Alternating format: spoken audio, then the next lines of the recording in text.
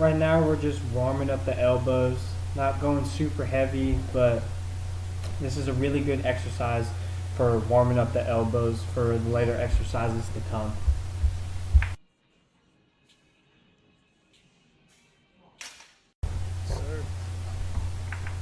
Here's my buddy John doing the same thing, just warming up the elbows, keeping a real tight form. We're not trying to go super heavy here, just keeping it tight, getting the blood flow to the elbow to avoid injury.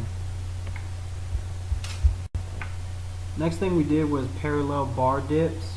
You can see how my body's angled slightly about 30 degrees. What this is going to do is it's going to take less tension off your rotator cuff muscles in your chest, and by keeping your elbows close to your side, you're able to use more of your triceps rather than your chest.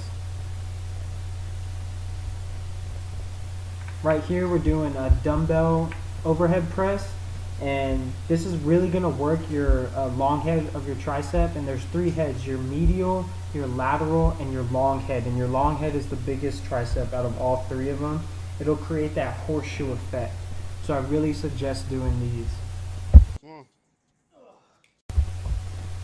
Alright, this right here is just a single or a unilateral dumbbell overhead press, and this is just basically attacking the long head of the tricep at a different angle and just really mixing it up. That's what you want to do, guys. Just, you can't keep on going to the same thing and doing the same exercises, the same weights, the same reps. You got to switch it up.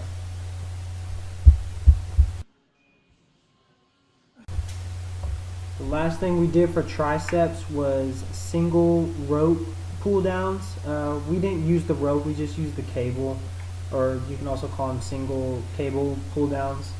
But what you really want to do right here is, just like warming up the elbows, keep the elbow tight, keep it close to your side without moving, and get a full stretch of the tricep. You can see that I'm going back up about 90 degrees, and then at the very bottom I'm flexing my tricep, and you'll be able to get a good contraction by doing this. Our last exercise we did were some calf raises. This was a little circuit. We did 4 sets of this back to back without stopping. Basically, you point your feet out with your heels touching in at first, and that's going to focus more on your gastrocnemius, which is the ball of your calf. And then after you perform 10 reps of that, you go, and you can see right here where you have a pigeon-toed position where your heels are out and your toes are pointed in, and that's going to attack the soleus on the outside of your calf. And then after that, we go straight over here and we do 20 reps with your feet close together, just flat parallel to each other. And this is going to work the calf overall. This is basically just burning them out so you can get a good pump.